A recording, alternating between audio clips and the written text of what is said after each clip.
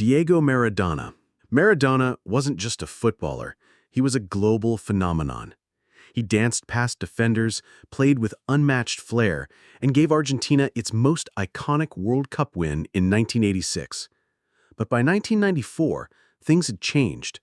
Maradona, now 33, had made a remarkable comeback. He scored a stunning goal against Greece, sprinted toward the camera, and let out a wild, unforgettable scream. What few knew then was that this celebration would be his last on the World Cup stage. Post-match testing revealed the presence of 5 banned stimulants, including ephedrine.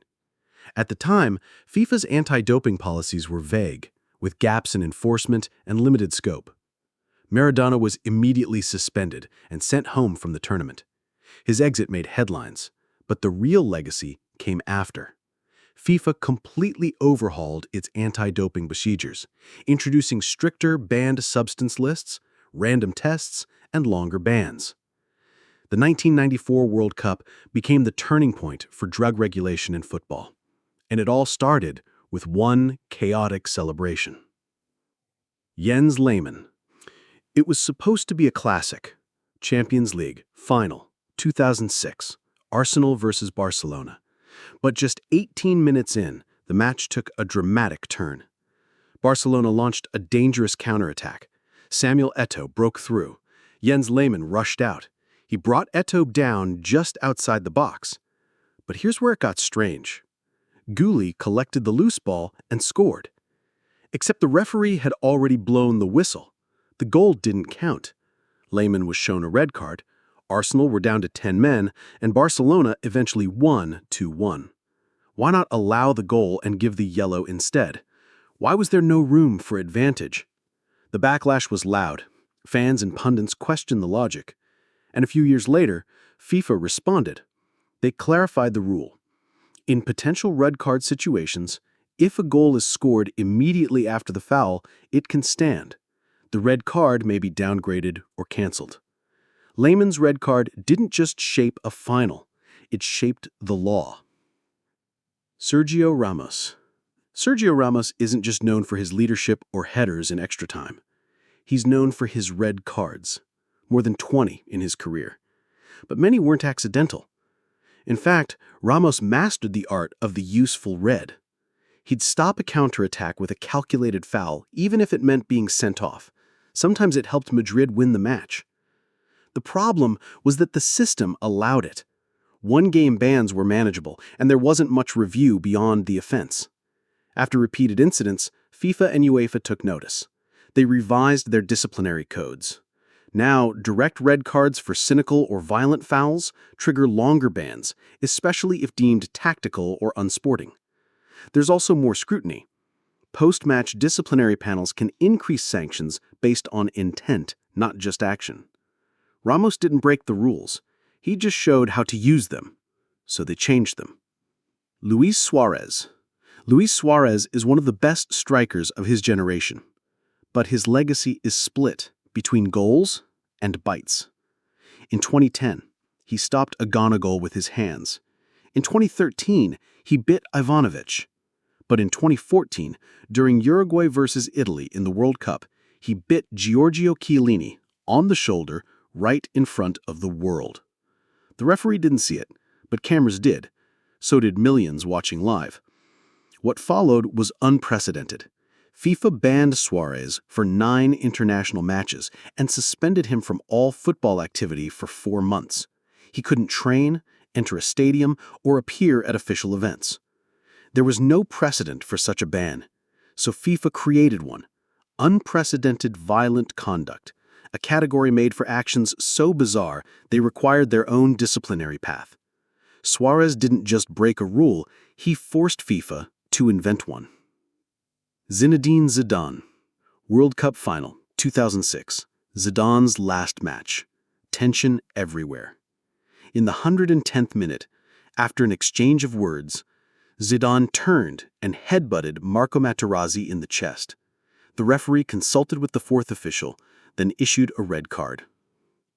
Zidane walked off. The world was stunned. After the match, FIFA launched an investigation. They confirmed the red card was correct, but realized the system wasn't prepared for events missed by referees or caught by cameras. So FIFA reformed post-match disciplinary powers. Now incidents not seen or not punished properly can be reviewed and sanctioned retroactively. Zidane never played again, but the rules did. Neymar. Neymar's skill is undeniable, but in 2018 he became famous for something else: time spent on the ground. Across the World Cup in Russia, Neymar spent over 13 minutes lying down. Some tackles were real, some were questionable. The internet exploded with memes and criticism, but behind the scenes, FIFA was watching closely. After the tournament, they updated referee guidance. Exaggerated simulation, rolling, screaming, holding imaginary injuries, can now be sanctioned with a yellow card and is eligible for VAR review. This wasn't just about Neymar, but he made it impossible to ignore. Robin van Persie. Champions League. Arsenal versus Barcelona. Van Persie receives the ball, turns, shoots, scores, but he's flagged for offside.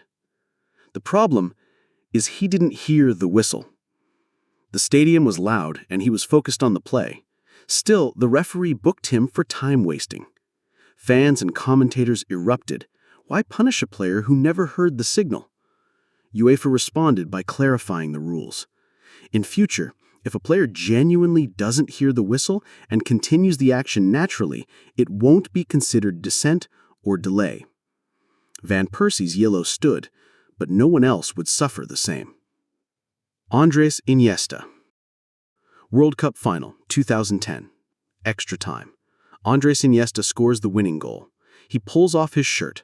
Underneath, a message. Dani Jarque, siempre con nosotros. Jarque was a close friend. He had passed away unexpectedly. The tribute was emotional and powerful. Technically, removing your shirt is a bookable offense. But in this case, the referee didn't show a card. The moment went viral.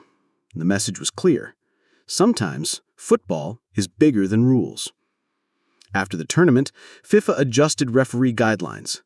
If a shirt message is respectful, non-political, and commemorative, the yellow card can be waived. Iniesta's goal won Spain a World Cup. His gesture gave football a little more humanity. Gianluigi Buffon. Champions League quarterfinal, 2018. Real Madrid versus Juventus. Last minute of extra time. Penalty awarded to Madrid. Buffon lost it. He yelled at the referee, protested furiously, and said things he probably regretted right after. He was sent off immediately.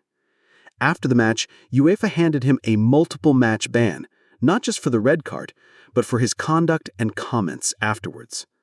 This incident sparked a discussion. Should post-match interviews and actions lead to additional suspensions? UEFA's answer: yes. They expanded their code of conduct to include verbal abuse and unsportsmanlike behavior even after the final whistle.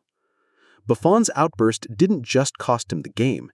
It changed the way emotions are judged beyond the pitch. Iker Casillas. Euro 2012 final. Spain were dominating Italy. As the match neared the end, Iker Casillas did something unusual. He approached the referee and asked, "Please, respect for Italy. Don't add unnecessary time." It wasn't about tactics. It wasn't about fatigue. It was about sportsmanship. The clip went viral. And in response, UEFA reviewed player-referee communication. Since 2014, only the team captain is allowed to speak to the referee to question decisions or represent the squad. Casillas didn't argue, insult, or demand. He just set a precedent. One quiet moment of dignity that helped formalize the boundaries of leadership on the field. Football has rules, but rules evolve. Because sometimes someone plays so differently, so creatively, that the sport must adapt. Every rule we know exists because someone once did something that wasn't covered.